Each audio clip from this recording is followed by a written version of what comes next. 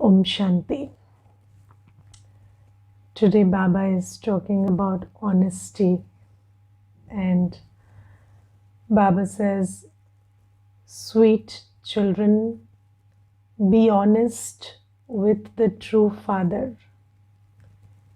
If you don't speak the truth, your sins will continue to increase. Now, honesty is a very big subject, and I will share some thoughts I have about honesty and whatever I have understood in this journey. So, you see that honesty is an integral part of our life, and honesty means many things in many places. So, I will try to cover some of those. So, when it comes to a relationship, so honesty means, so there is a certain code of conduct in that relationship according to the conventional institutional setup. And then you live by that code is honesty. So if you are, so if I'm an Indian daughter, then my father would call me at the age of 18 or 16, or I don't know, these days maybe earlier, and he would tell me that you have to be honest with me and don't do anything that lets me down.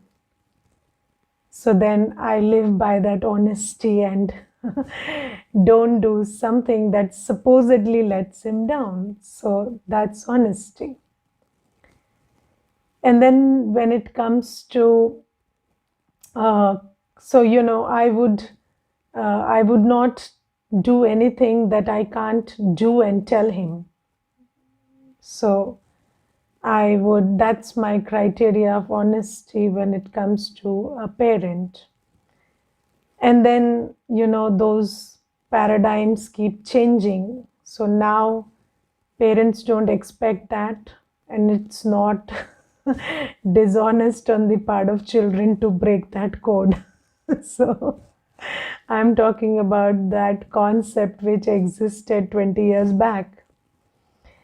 So this, why I'm giving this pretext is because it means a lot of things in a lot of different places. And then in a marriage, honesty is different. And then you would use the word fidelity, and then you would say that, and there are again, this concept, this whole idea of honesty is also shifting. So I will tell you one very interesting thing, and this is not about marriage, this is about these relationships that people have before marriage. So boys and girls, they enter into relationships, and then there's this one girl who told me that, Didi, I have been in 5 relationships and I've been honest in all 5 of them. So I said, okay, so it doesn't sit very well with me. So could you please explain how you can be in 5 relationships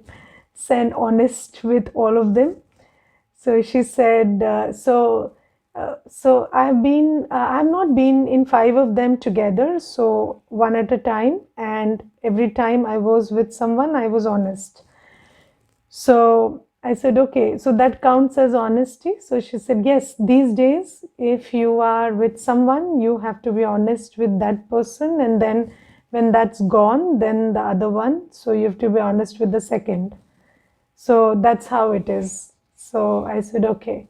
So this is the new concept of fidelity or honesty. And then, then in a marriage also, somebody would say that dishonesty means sexual misconduct. Somebody would say that, even if you're thinking about somebody, that's dishonesty. Or If you're talking too much, that's dishonesty, or if you're giving away your money to somebody, that's dishonesty.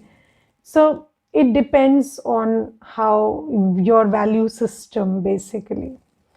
And then there is this honesty with the self, which many people talk about. And then they say that I'm a very honest person. And then you ask them, don't you get angry, or don't you abuse anybody, or don't you? So they said yes, they say yes, but only when the occasion demands. So it's not initiated by me, it's something that I have to do when the occasion demands. So everybody is honest or dishonest according to their moral code. So everybody has a certain moral code, and then there are some who have no moral code, so they can do anything and still feel very honest. So that's also there. So you will find people who, according to you, have done the most dishonest thing, but then they would say that, no, I have been very honest. And then you can't challenge it because it's based on morality. So though no moral code, so everything is honest. So, and then I will tell you one very interesting incident that happened. So I went to one office once, and there was this one person I knew in that office, and I told him that I need to get some work done. So if you could introduce me to someone who would get the work done, who could get the work done, it would be very nice. So he introduced me to somebody. And then when I started interacting with that person, I figured out that this person expected some bribe from me. So then I went back to the person who had introduced, and I told him, you see, you said he is an honest person and he would help me, and now he's asking for a bribe. So he said, you don't understand, sister. This person will do your job after the bribe. Others will not do it after the bribe also. So he's pretty honest that way. So if you go, if you don't go according to how I tell you, then you will end up paying the bribe anyway. So bribe is not optional, it is mandatory, but your work will not get done. So I said, okay, so that's pretty that's pretty honest of him then. So you know why I'm talking about these things is because there are various it is interesting that this personal concept of honesty is so profound that you cannot challenge anybody who believes they are honest. So if somebody believes I am honest, I am right, you have no idea how strong their belief is that I am honest and I am right, because it is very, very subjective and personal, and everybody is suiting themselves when it comes to this. And I've seen numerous incidents where something looks very, very dishonest to me, but it looks very honest to the other person, and I have not been able to convince them that it was dishonest.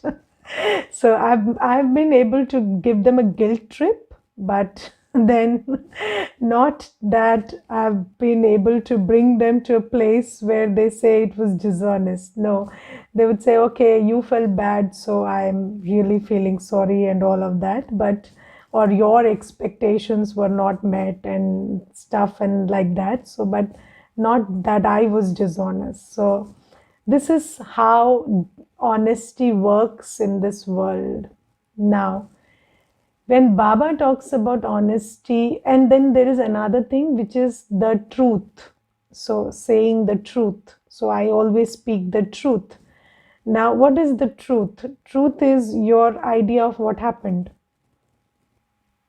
So you think that this happened and the other happened, and then it's very subjective. So It's not like, so I tell you that the truth is that this person abused this person, and I will say this in front of the court of law, but then I don't know the backstory.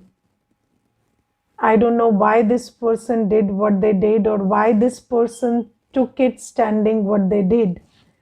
So I don't know the backstory. So I have a certain small petty hole through which I'm looking at the world, and then I think that's all the reality there is. And then I say I'm speaking the truth, but then that truth is being seen through a very small portion of the reality. So I don't know whether that counts as the truth. So all of these things are there, and then there is the honesty that Baba talks about. And Baba is not talking about honesty, Baba is talking about honesty with Baba. And what is honesty with Baba?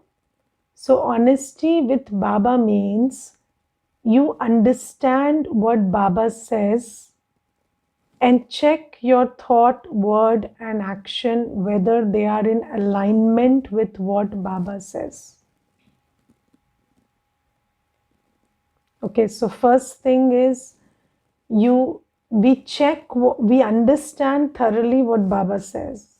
Because if I don't read the Murli, if I don't have deliberation on the Murli, I don't attend the Manthan, I don't understand what Baba says.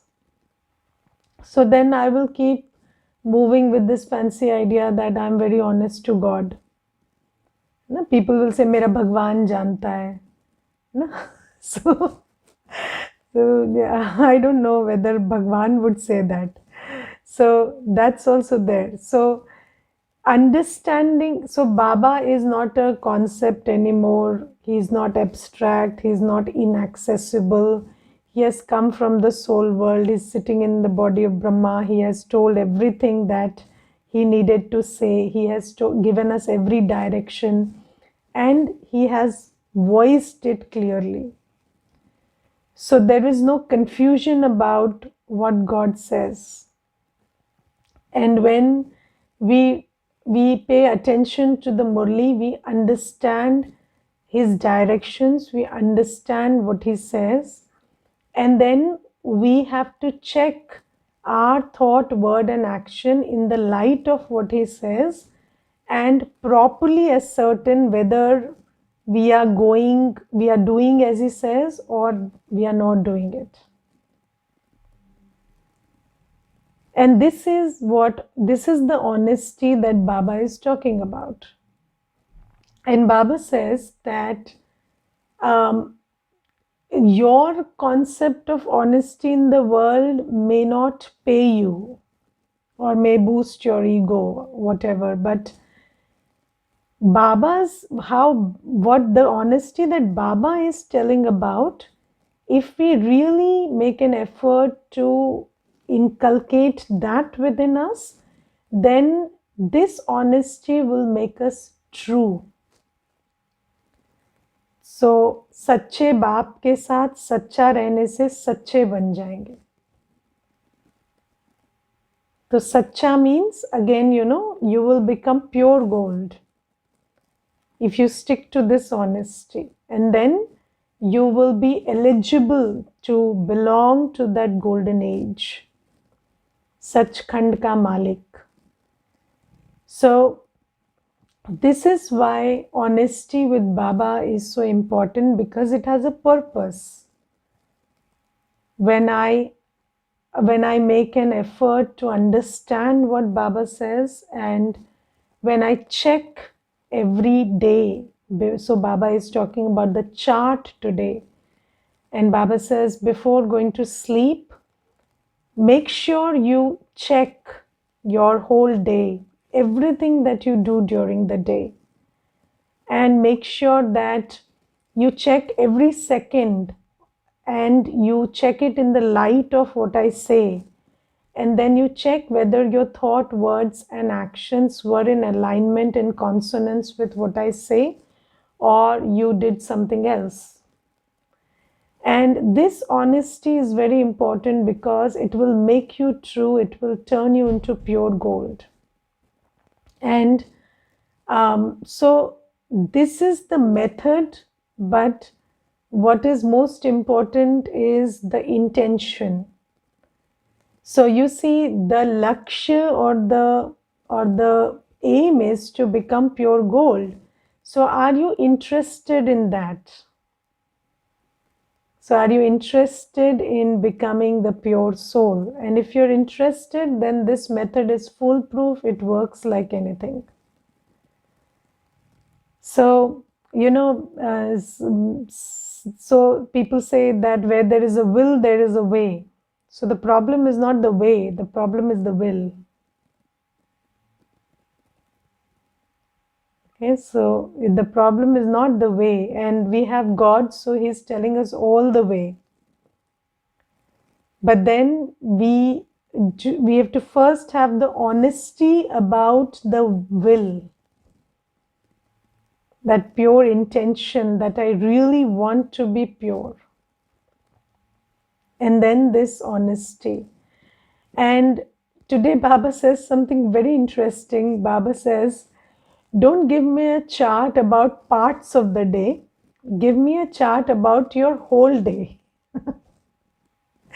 And it's very important because once there was this young girl, and I've given this example many times, and she came and I asked her to do Amrit Vela, and I asked her to read the Murli and stuff, and then she would every day come and say, Didi, my anxiety pills are not reducing, and I'm doing Amrit Vela, I'm reading the Murli, and I'm doing traffic control and this and that. And every day the same thing, and it was 15 days were over, and then I thought, this is impossible. Baba's Shrimat always works. It's worked for everybody. So then one day I made her sit and I said, okay, so you wake up, you do Amrit Vela, you read the Murli, you do the traffic control, you eat pure food, and what do you do the rest of the day? So she said, I watch Netflix. All day, yes, all day. Apart from what you tell me to do, that's what I do. So I said, okay, then even God can't save you. So, so this is very important that it doesn't only matter that you do what Baba says, but the whole day chart. Because sometimes we are not, so we do something, maybe in 1 hour we do something that spoils the whole chart. And when we say dishonesty with Baba, so hiding what we do is a form of dishonesty. So sometimes we don't lie, but we don't tell the truth. And that's dishonesty. And whenever you lie, you know that you are on the wrong. Let's make this clear. So whenever you are hiding something or lying, that's where you recognize this is not the right thing to do. And you do it anyway, and then the solution you find is hiding and lying. So this is why Baba says, first thing, honest intention. Second thing, honest checking in the light of what Baba tells us. And third thing is honesty in the sense that I don't hide, don't lie. I speak the whole truth. I share the whole chart with Baba. And if you have such a deep relationship with Baba, that is, you can so you can really feel Baba, and you feel a sense of responsibility with Baba, and you understand Baba so much, then you can submit your chart, even in remembrance. So you can just, before you sleep, you can give it to Baba. But if you don't feel Baba that much, then it's a good idea to give it to your Nimit Didi, that is me. Because sometimes we think that because Baba is because Baba, I can't see Baba and Baba can't check my chart and tell me something. So it's a safe idea to give it to Baba in remembrance. And because if I give it to Didi, then Didi will start in the next class about how bad my chart was, and then everything she says will look like a comment she makes to me. So I don't want to do that. But then the whole purpose of the chart is to give you the message that you need to receive in that situation. So it requires some courage, but it's a very good idea to tell the truth to your corporeal instrument. And if you really want to progress, that's how you do it. Okay, and otherwise, and if you really have that kind of practical relationship with Baba, you can do it even in remembrance. But you have to check that for yourself. So this is something. And then another thing about what do we check in the chart? So just like I said, everything that is Baba Srimad. So when I check my chart, is mostly three aspects. So first thing is, do I do what Baba asks me to do? So there are certain things that Baba every day underlines in the Murli for us.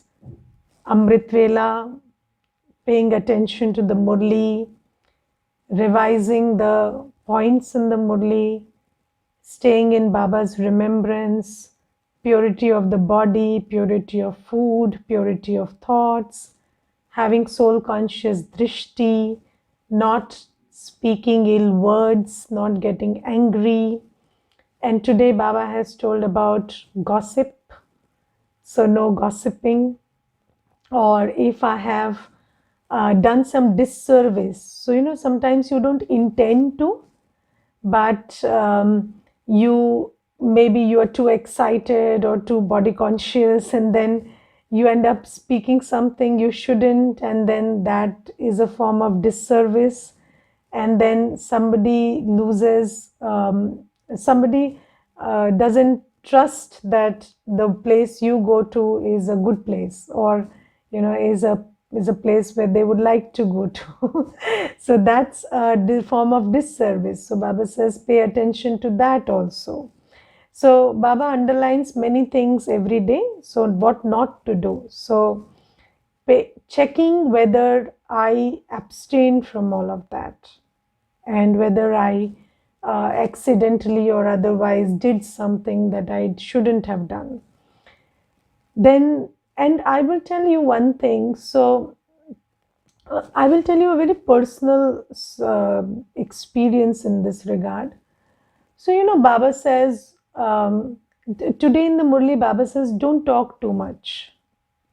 So, don't speak anything too many times.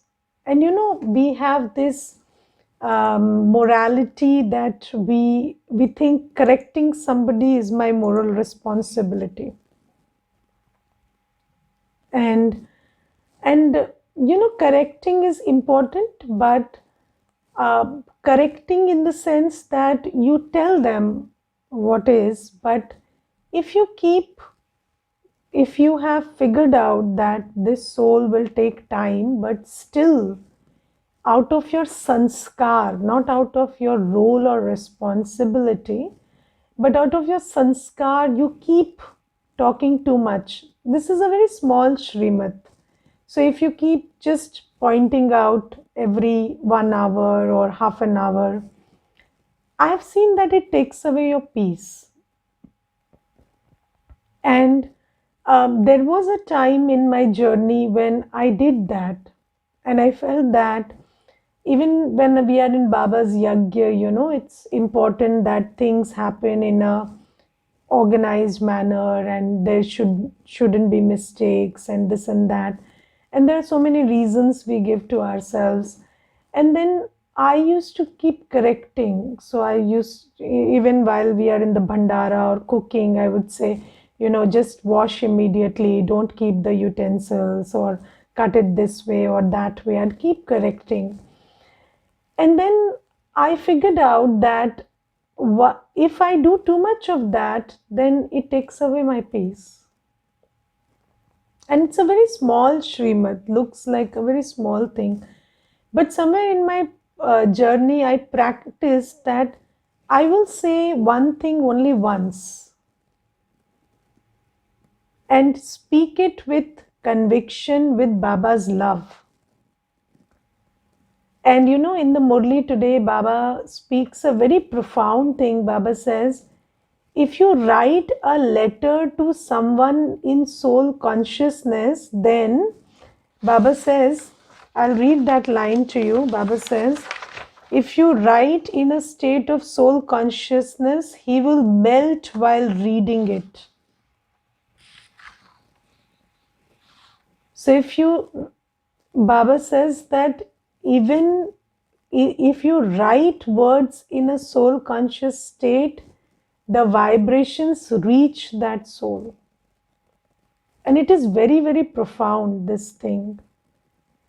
And Baba says, and if you are soul conscious and you're speaking something, then it has the maximum impact. And if that is not able to move the soul in front of you, and that's not able to make them do what you think they should do, then you have to wait. You have to have patience. They will take time. And you don't have to lose your energy. So don't go for maximum, go for optimum. So, optimum investment is where you invest with the highest returns. If you invest too much and receive a little more return, then that's not a good idea. So these are Srimad, and Baba says that check your day in the light, because if we really check with honesty, then we will move to a stage where we will become pure gold.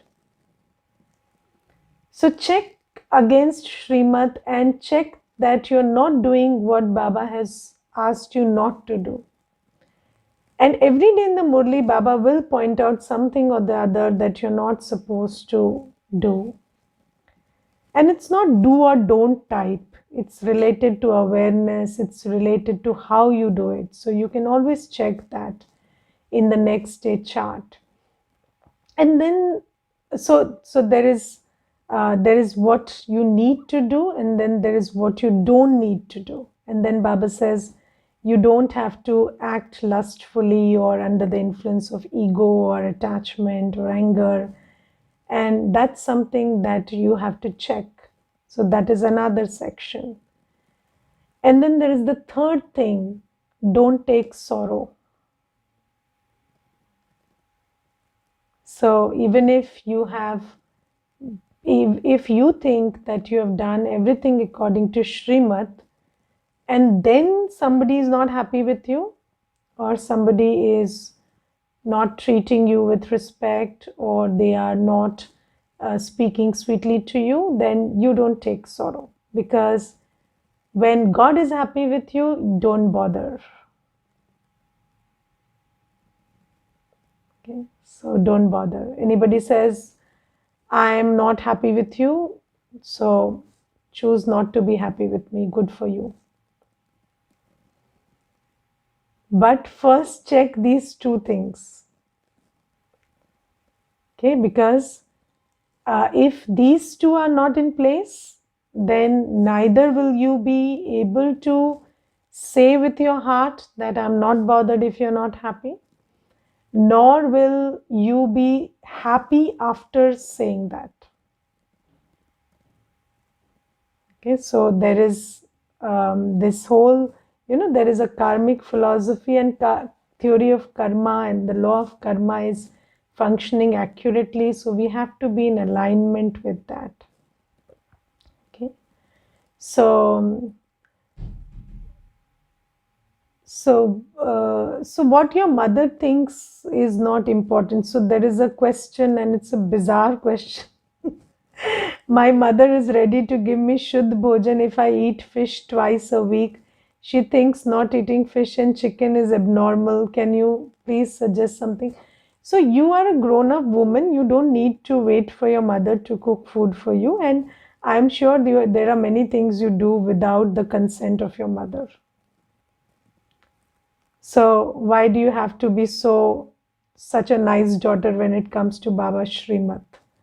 So so we don't have to think too much in these areas. These are just excuses that we make to ourselves. So discern that. Okay. Now this is about honesty. So is it clear that, and check the whole day, not bits of it. So sometimes you only check, I did what I needed to do, but I didn't do what I was asked not to do, and that's okay. So there is Murli and Amrit Vela, and there is yoga also, and then there is impure food also, and vices also, and attachment also, and everything. So if you keep checking in the light of what Baba says with honesty, then it makes you pure gold gradually. Okay.